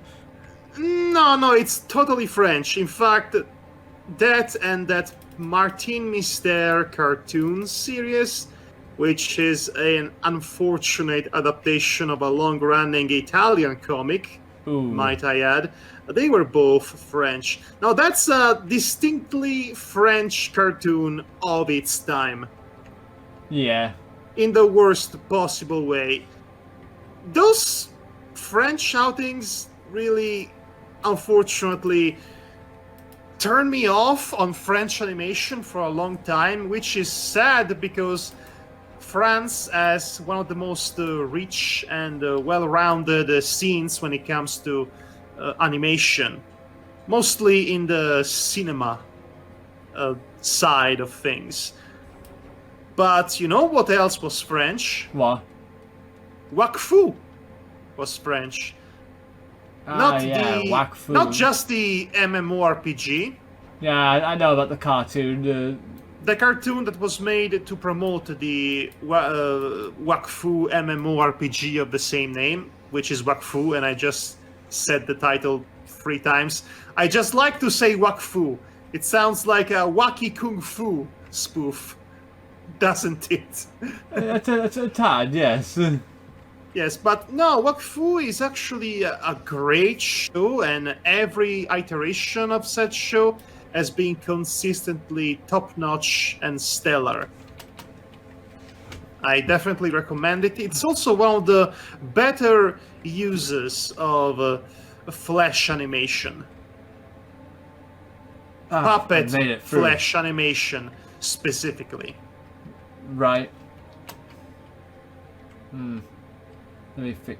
Ah, you here. Where do you come from? Well, they all come from hell, obviously. Ah, wait. Yes, I probably need that key. Whee! Into the pool you go! Into the pool I went, and I got it. This must be the college fraternity. The local college fraternity. Delta, Omega, Gamma, Beta, and whatever. Yeah, the Alpha, Omega, Beta. Alpha, Omega, Beta, cuck. So funny. Anyway. Yeah. Anyway. Yeah. So, like I said, I did watch some movies this past week. One of them being The Mask, which is. Oh yes, you were talking about that before I rudely interrupted you with my. With the whole. Rude interruption, which is the same I'm doing now. Come to think of it, so proceed, please. Yeah, because I was watching The Mask with my fiance because we haven't watched that in years. Not aged well, has it? It's not aged well in the CG department, that's for sure. But it's still fine for entertaining laugh, at least. Well, at least it's not Ace Ventura, where the main villain was a trans woman, and boy, today make all the transphobic jokes all at once. Oh gosh, I would not know about that part. Yes, don't watch Ace Ventura. None of the Ace Ventura films. Do not watch them. No. If you have not watched them in their intended time period or when you were a child, don't bother with them now that you're an adult. It's not worth it. Yeah, I have to admit though that I'm still a bigger fan of the cartoon series than I am of the actual movie it's based on. I don't really care about the cartoon, if I'm being honest. I know it's not one of the best cartoons, but it's like... I think Freakazoid is a better realized version of what The Mask was trying to do. Well, yeah, of course, but, you know... But still, it's, you know, it's a very... I like it. That's all I can say about it. Nostalgia? Not nostalgia, just basically mostly because I don't see anything personally wrong with the cartoon version of The Mask. And I guess it's fine. It's just fine, and it's entertaining enough. Have you read the comics of The Mask? I've seen them. Those are definitely not child-friendly. They're not. Let me tell you. They're definitely not like the movie. That's for sure. It's a valid alternative to what the film was putting out. In the film, the powers of the mask turn everything into a Looney Tunes cartoon. Yeah. So all the normal humans would be drawn into the madness against their will so that they could have all a musical number. The cartoon aura and power of the mask absorbed the reality around him and made it into a cartoon reality with cartoon logic. Yeah. That's fine and all if you're making a PG-rated version of the mask, or PG-13, I suppose. The comics went the exact opposite route, whereas this cartoon god is applying his cartoon shenanigans to a reality that doesn't work like a cartoon. So everybody dies a horrible bloody death because of that. Yeah. Ooh. It's an interesting way of putting it, but I think it's very much of its time. Not necessarily in a negative light, but it is a creature of its times. It is different from the non-comic book iterations of the character and the story. In that series, Stanley Ipkiss dies pretty early on, and then the mask gets passed down between his former girlfriend and the cop guy. Yeah. Between them. Right. Ooh. Oh, and Walter is basically Terminator in that. Remember Walter? I remember. My gosh, the Walter in the comics is something else. I do remember Walter from the cartoon version Yes, of the they used him in the cartoon, and to be fair, that's pretty much his personality, spot on. In the comics, he's slightly more violent, as you might imagine, and he also enjoys self-mutilation from time to time. Right. How about we talk about a more problematic movie, huh?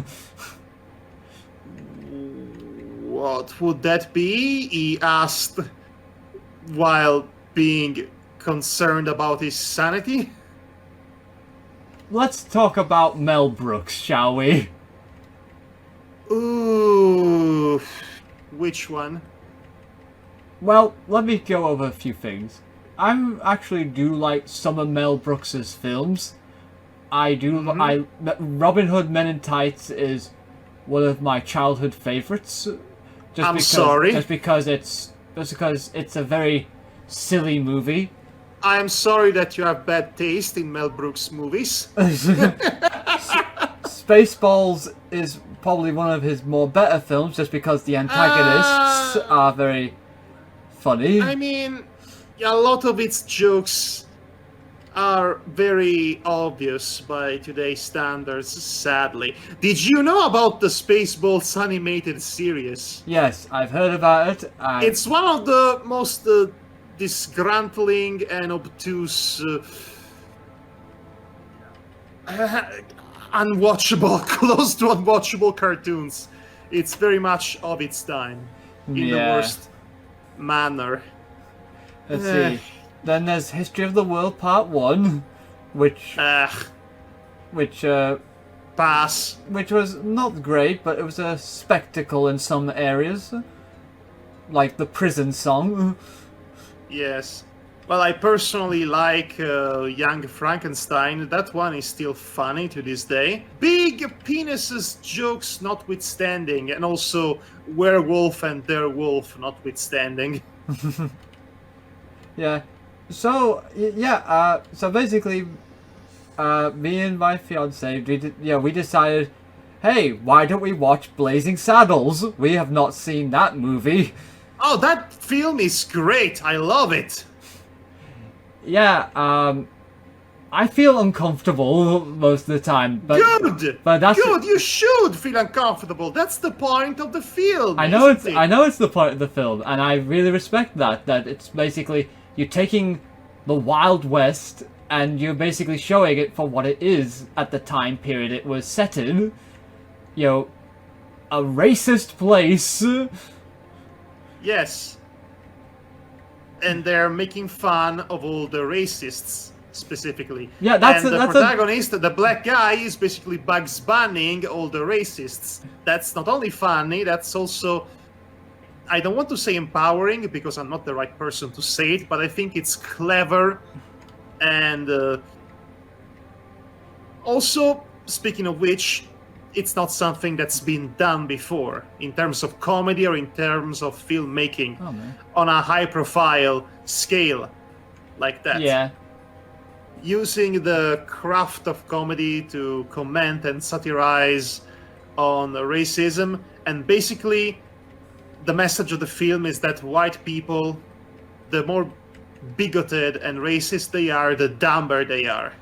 Pretty much. Because racism is stupid. Pretty much. That's pretty much the one thing I can definitely say is... So what's the matter with Blazing Saddles that you cannot stomach? It's not funny most of the time because of the fact they play it straight. Oh, that. Well... That's kind of like the... I respect it for what it does, yeah, and it's... At least it makes the racists the bad guys, and they're stupid, and basically... But because of that, it basically makes the tone of a satire and comedy not exactly... It clashes a bit. Well, I can see why it might seem like that. I think, personally, it works in its own way. Because there are some jokes that really hit the mark. For example, there is his ally, the protagonist's ally, played by Eric Idle. Played by Eric Idle. No, wait, it's Gene Wilder. Oh, Gene Wilder, right. Played by Gene Wilder. What? You were about to make me say something stupid. You just... Sorry, I ended up thinking Gene Wilder, which was already a recurring star in Mel Brooks' films by that point. Yeah. And, hey guys, look what I've got here. Hey, where are the white women at? Get him! I can see why it's uncomfortable, because that's constructing a joke out of what was essentially very real, sadly terrible propaganda. Yeah, it's just like against the black man. Because like I was about to say to you that's a good example actually, because it's funny, yes, but at the same time it shows to me that the film basically decides to tackle racism by using the fire to put out the fire, essentially. I mean, you know, that's a debate about Mel Brooks filmmaking that has been going on ever since he made The Producers. Yeah. Because of all the Nazi stuff. Yeah. Right? It was making fun of Nazis and making jokes at the expense of Nazis that, adjacently to that, might also seem like it's making light of the tragedy, the real-life tragedy of the Nazis. But I don't think that's necessarily the case, and mind you, that's just my opinion, because by ridiculing everything that the Nazis stand for, you are diminishing and destroying their aura of threat, and therefore you are bringing them down to a level in which they deserve the ridicule. Yeah. The intent is pure. It's just that over the course of the years, Nazis has been ridiculed so much that inadvertently they stopped being viewed as a threat to us all, and look at them now.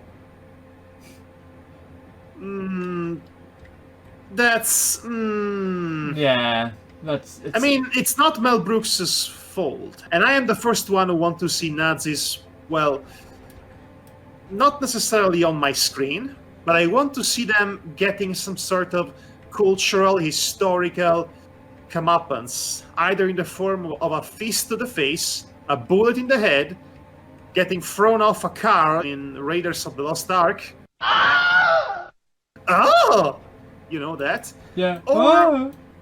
Or in this case, Springtime for Hitler, in which their absurd level of aggrandizing, self-aggrandizing propaganda is presented as ridiculous as it is.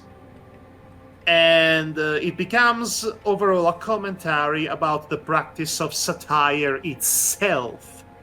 Yeah. I think Blazing Saddles was more or less flying along the same lines, in that it takes the racists, the bigots, the Klansmen, and it doesn't give them the dignity of historical, quote-unquote, historical legitimacy. Instead, it showcases them as the idiots, ignorant fools that they are. Yeah. And I see why that might be problematic, but only because in retrospection, it might seem that this idea of making fun of terrible people has diminished their threat in real life. Yeah. If only because those very same people find a way to rebrand themselves, rebrand their hate and terrible ideas in a way that's more appealing and easy to propagate. But I will stand by the fact that Blazing Saddles is a film that in its days dared to do a lot and succeeded in that in a way, but it's not a film that could be remade today, not at all, and it shouldn't. It would be terrible today. Yes, it would.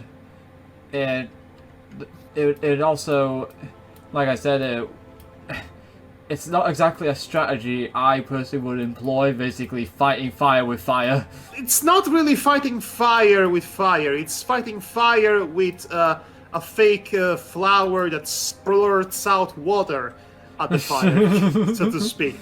Yeah. With a novelty toy, essentially. And, well, it bites a little bit more than that. But I will say this, I will actually paraphrase something that Mel Brooks said about whether or not he was the right man to direct a film about such a subject, given that he was a white Jewish man, not a black man.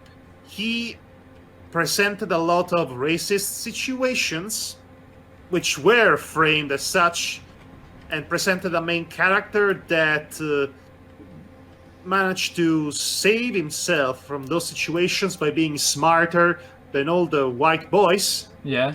Which I suppose could be an empowering experience, if only because he's Bugs Bunnying everybody. Yeah. Including Mel Brooks himself, which plays as the main villain. But there is one thing that Mel Brooks never dared to do, never went as far as to do, and that was to actually show the legitimate acts of violence to the black people and make light of them. Yeah. That's where he showed some restraint, and that restraint makes the difference between a legitimately well-intentioned, well-meaning, and well-made satire about America's history with racism. Yeah. And a 1970s blaxploitation of the worst variety. And Bug, I don't want to be in there when it's dark. I will give some kudos to Mel Brooks for having that kind of foresight and restraint. Quentin Tarantino sure didn't have that kind of restraint when he made Django Unchained. And I like Django Unchained, but I see the kind of issue that guy making a film about slavery framed as a remake of a spaghetti western and a blaxploitation from the 70s. Yeah. I still think it's good, and what he has to say about how racism influences also the victims of racism, which was the whole point of the character played by Samuel L. Jackson in the film. Yeah. That's good and all. For a white guy. That is. Because at the end of the day, your life experience as a white privileged man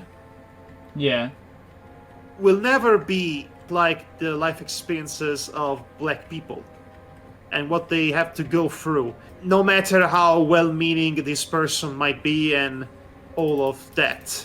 So there is this sword of Damocles pending on Quentin Tarantino's head and his credibility as a director. And I don't really particularly care about Tarantino these days, to be honest. It feels like he is dragging his feet onto the ground in terms of his creative output. But anyway, you should really watch Black Klansman by Spike Lee. What's that? It's Black Klansman by Spike Lee. Yeah, I just wondered what you what is it? Like what genre is it and what well, I cannot even tell you what the genre is. It is based on a true story happened in the 70s where a black detective infiltrated a wing of the Ku Klux Klan telephonically, obviously. Yeah. And it's all about that. I suppose it was advertised as a comedy, but it decisively is not a comedy. Some situations in it, some scenarios might seem comedic by design, but the tone of the film, the framing of the film, does not suggest a comedy at all. There is an overarching sense of foreboding, of imminent disaster throughout the film. By the very way it is framed, it is not funny at all, except from a couple of gags. And it doesn't really want or care to be funny, because it has something to say, and by Jove, it's going to say it without flinching.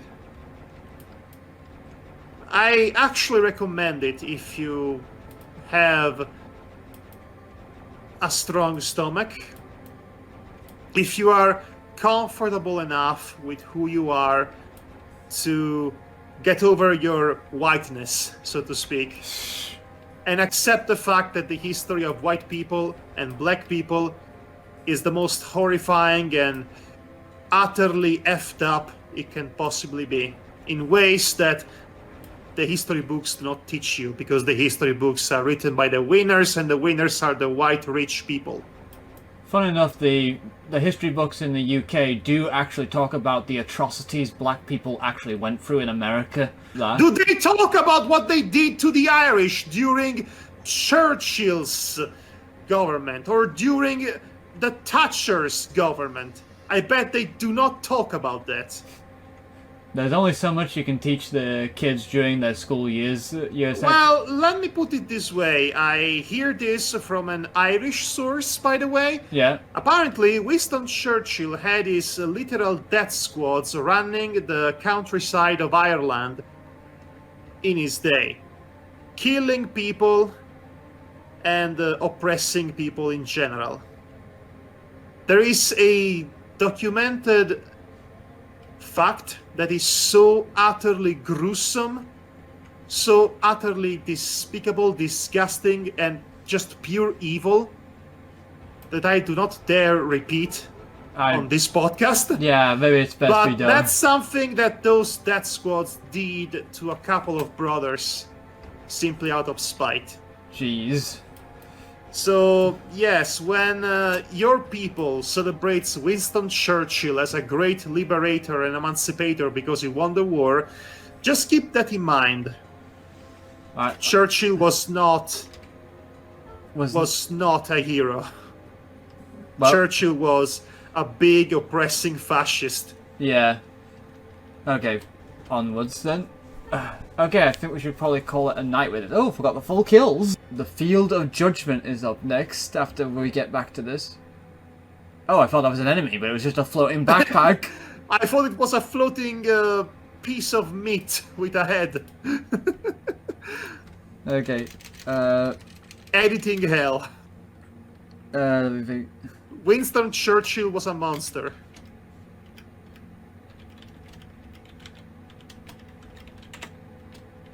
Okay. Fine. Okay, so... Okay, just to finish off my thoughts, really, about one aspect about Blazing Saddles that also had me concerned is that when you empower the black guy, right? That's the idea. Then why does certain points of the film basically have the white guy save his ass? In the certain points in the film. Because the white guy is his only ally, and he's there for him no matter what. I mean, I get that.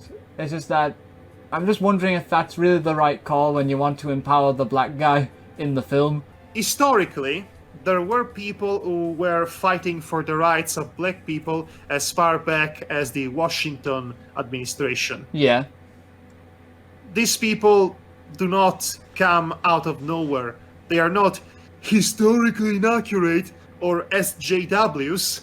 Yeah. No, so to show this guy helping him in his hour of need, I think that it strengthens the argument that racism is stupid, because look at these two. He's black and he's white and they are best friends. Yeah, and I know I sound very condescending when I say it like that, but I hope I get the point across. Well, I mean, yes. Even the people from the town that really hate him at first because he's black, they warm up to him because he demonstrates to be really good for them. Yeah. It takes some getting used to. At the end of the day, racism is motivated by ignorance and stupidity and propagated by those very two same things. And those in positions of power would love nothing more but to keep exploiting those ignorance and bigotry. Yeah. In order to keep a hold and control of the population and their position of power, and to distract them from the real enemy, which is them and the social elites. Racism has always been the big excuse to keep the lower classes busy with each other. By isolating a community, a minority, and say that's their entire fault for everything, they can have the idiots that go and vote for them just torment them and never realize that they are being duped all the time. Yeah. And that's why the main villain of the piece is some greedy, rich politician. Yeah. It all makes sense. It does. I would like to leave off with this, with one thing I actually found something that shook me a little bit to the core, slightly, when it comes to this subject matter, because you see, I've gone through my life basically, being the kind of person who doesn't look at people's physical attributes and then equate them to a personality or anything like that. You're better than my mom. Oh, I'm just kidding. Yeah. No, I love you, mom. You're great. So essentially, I basically have gone through life basically say, I'm blind essentially to this color, skin, or the gender, because essentially it's like say, it doesn't matter because it's like it's small detail. But I think I know where this is going. Yeah, but there was a quote I would like to make about someone, Cody Rhodes, who is a wrestler. Yes, I know exactly of what you're talking about. Yeah, so I want to say this on the podcast at least, but he has the same sort of outlook as me, and his wife, I believe, at the time. I think they're still, well, they are still together. They are definitely together as we speak, yes. Yeah. So, Brandy Rhodes, as she's called, she basically went to him asking him about his outlook on this life, and when he answered as such, like I would, she basically said to him, but because you're not willing to look at people for their colour or their gender, that means you're not willing to look at my side of the story or my experience. And and hearing that just basically made me kind of had a mind-blowing experience, because essentially I did not think that would be coming across like that. Yes, when I hear you saying a lot of times by now that you don't see gender, well, I'm not going to say I was a little bit skeptical. You are pansexual after all. That's the whole deal, right? Forgive me if I'm wrong, if I'm being generalizing. Well, generalizing. But if you claim you don't see gender or race, you might be accidentally invalidating the existence of these people, which, to be fair, a person should not be defined existentially by their race or gender.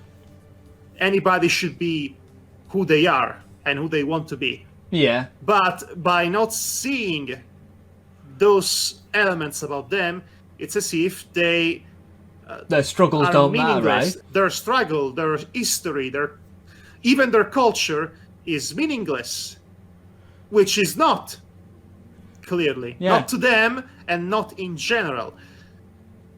So you can't just say, I don't see color.